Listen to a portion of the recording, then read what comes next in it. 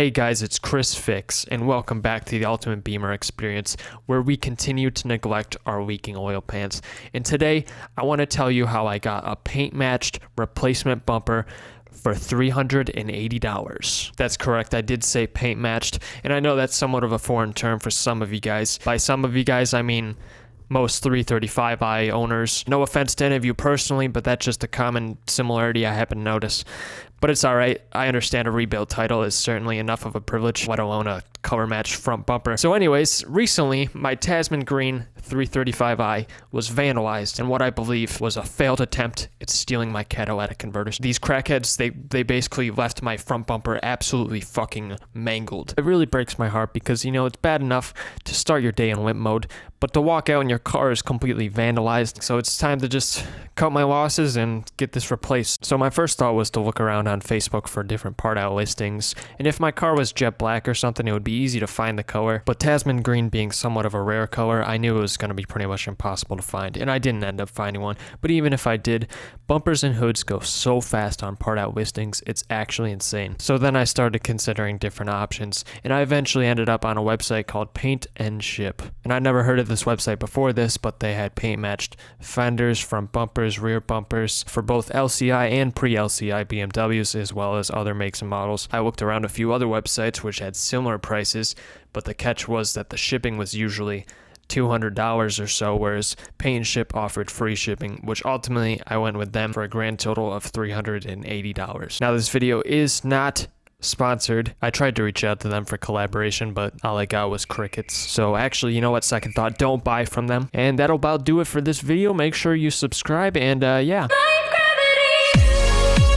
I'm just joking. My best interest is with you guys, and this is the cheapest option out there, and you are welcome, Paint and Ship. So the shipping was relatively fast, and it was painted when I got it, so the title was pretty accurate. The weird thing though is that it comes folded, and what you're supposed to do is take it out of the box, lay it down in the sun, and it kind of expands itself. So what I did was I put it down on its back, kind of stretching it out under some tension, and I left it in the sun for a few hours. And not surprisingly, it does kind of leave some creases in the paint, some little tiny stretches, and some minor damage in the smaller sections of the lower portion. But as a lot of you guys know, I don't really care too much about fine details. So if you're looking for a perfect paint job, then maybe this isn't for you because the results may vary. But other than that, the paint match is perfect. It looks just like Tasman Green on my car, and the paint quality is good aside from the shipping damage.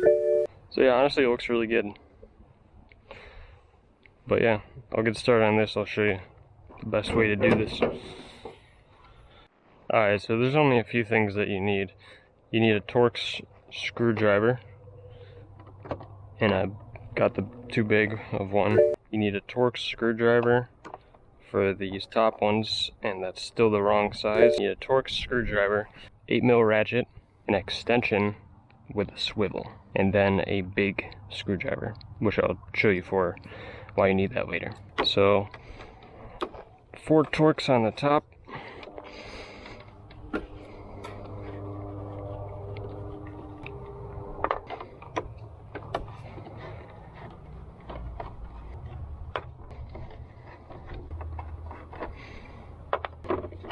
Gonna remove these, transfer them to the new one. Gonna remove this washer thing. Just gonna pull it up and then release these clips on the side.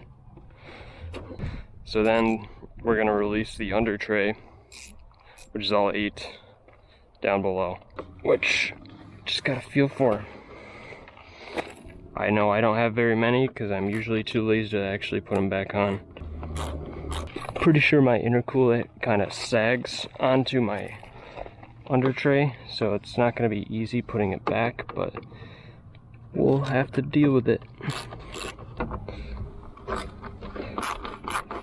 There's that one. And we're mostly there because it's not too well attached. Then there's a few more attached to the fender liner. Might have to turn the wheel.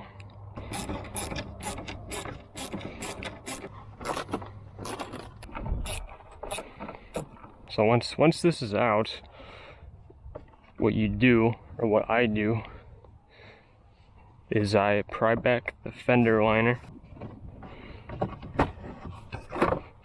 and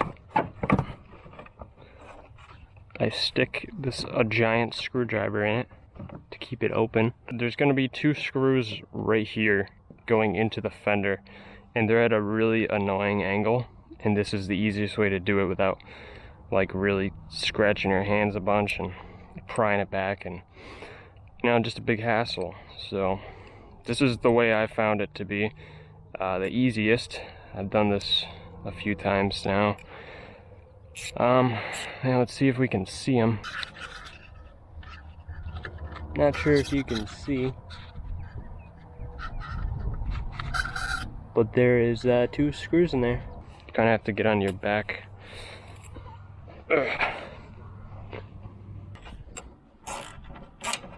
Swivel sockets make it a lot easier too.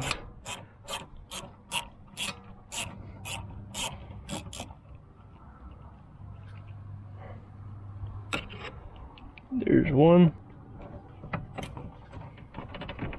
And once you get one of them, you can kind of rotate it a bit. This one I can hardly see.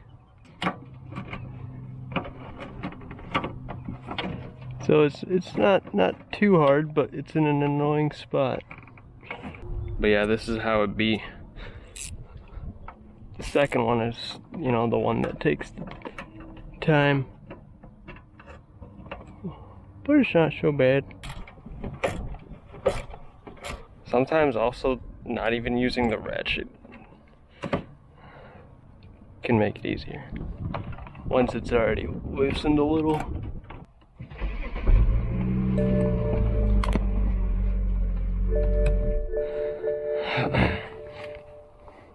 Gain a little bit of access. A lot of bit of access. I was just trying to flex that I could probably do it without, but now I'm just getting annoyed.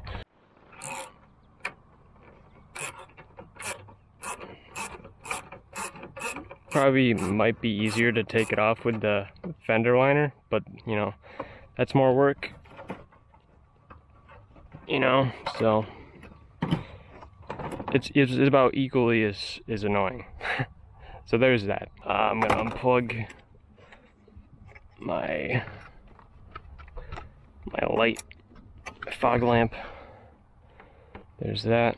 And yeah, it's gonna be the same on the other side. But yeah, it's been about like 10 minutes, so it's really not too hard. This side's coming undone easier because my fender liner is even more messed up on this side.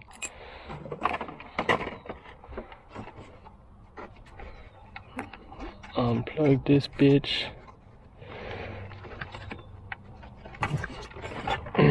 And yeah, there's that. So since this video is not sponsored, I'm going to link these bottom grills in the description below in case you need them if you're doing an LCI conversion or something and you don't already have them. And then also I'm going to link these side reflectors for the USA spec bumpers. I like using these white ones, but I'll also link the original orange colored ones down below as well. They are affiliate links, so it helps support my channel. It doesn't cost you any extra, so I encourage you to use my links. Thank you.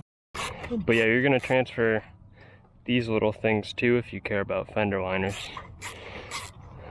because that's what allows it to screw in, obviously. This is also a very great time to replace your fog light bulbs if you need to. Here's fog light number 1.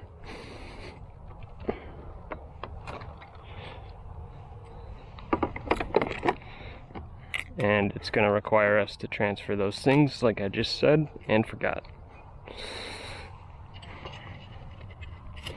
They just pull out. You can pry up with a screwdriver or with your thumb.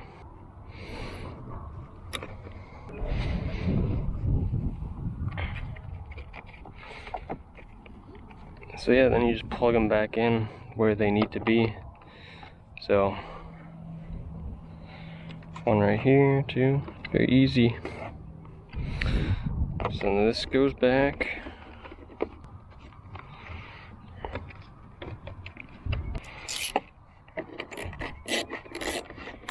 So yeah, you get the idea.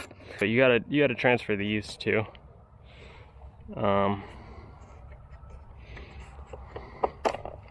They just pop out. Pop them down and out. And yeah, there's these little tabs that hold it in place. Just line up the screw holes, and yeah, that's it. I'm gonna bend these pins down so that it holds on tighter.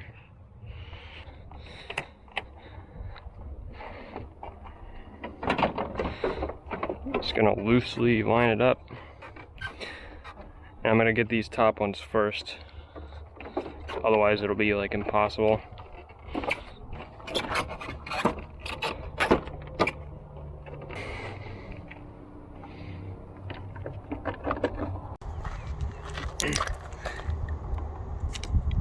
The way I like to put the thing back on is it's got a little lip on this thing.